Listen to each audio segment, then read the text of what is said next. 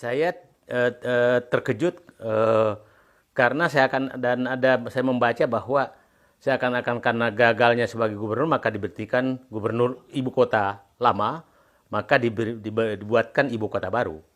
Itu menurut saya sangat mengagetkan. Yang kedua yang saya kaget itu adalah bahwa ternyata Jokowi memang sangat dekat dengan Ahok karena seakan-akan orang yang bisa dipercaya hanya Ahok untuk tentang ibu kota. Jadi siapapun yang mau menjadikan ibu kota, kalau Ahok belum menjadi penguasa ibu kota, maka akan dibentuk ibu kota baru.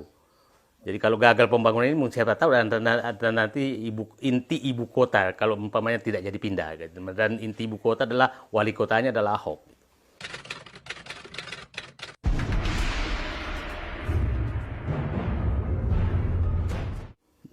Saya pikir ya mungkin Jokowi ini masih menguji kesabaran rakyat Indonesia untuk menerima Ahok, menguji kesabaran. Tapi ya saya salut juga kepada presiden karena eh, orang kontroversial ini selalu dimunculkan, dan kita tahu bahwa hampir semua yang mengkritik Anies itu kan adalah Ahoker. Itu clear sekali sampai sekarang. Jadi apakah Ahoker akan diam mengkritik Anies setelah diputuskan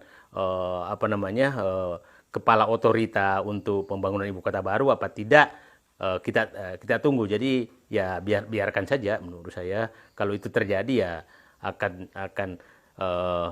terjadi hal yang sangat menarik. Tapi saya melihat juga bahwa ini ada potensi yang bisa menyebabkan pertentangan nih, karena yang dikedepankan terus untuk mengurus proyek ibu kota baru ini adalah Luhut yang bernegosiasi dengan para investor. Tapi saya nggak tahu apakah Luhut sebagai pengarah investor, kemudian Ahok sebagai eksekutor investor.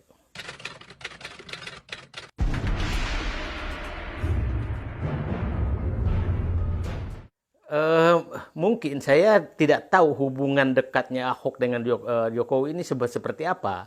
Siapa tahu sudah saling memegang kunci gitu kan, sehingga tidak boleh ada yang harus saling berpegangan tangan untuk menghadapi apapun karena sudah saling tahu gitu. Karena sebenarnya tidak ada sejarah Ahok sama sekali sukses untuk melakukan pembangunan itu. Bahkan Jakarta yang sudah jadi pun pada saat dibangun juga tidak sesukses yang dibayangkan gitu kan. Ataukah memang presiden butuh penerobos yang bisa melawan aturan. Kita ketahui kasus Ahok selama beberapa tahun, hanya berapa tahun memegang Jakarta, itu terobosannya yang melanggar hukum kan masih banyak yang menggantung sekarang. Sumber waras, kemudian Transjakarta yang mangkrak itu kan, itu masih banyak, tapi masih tertutupi sekarang. Apakah memang pembangunan ibu kota baru butuh orang seperti Ahok untuk menerobos hukum? Itu kita nggak tahu.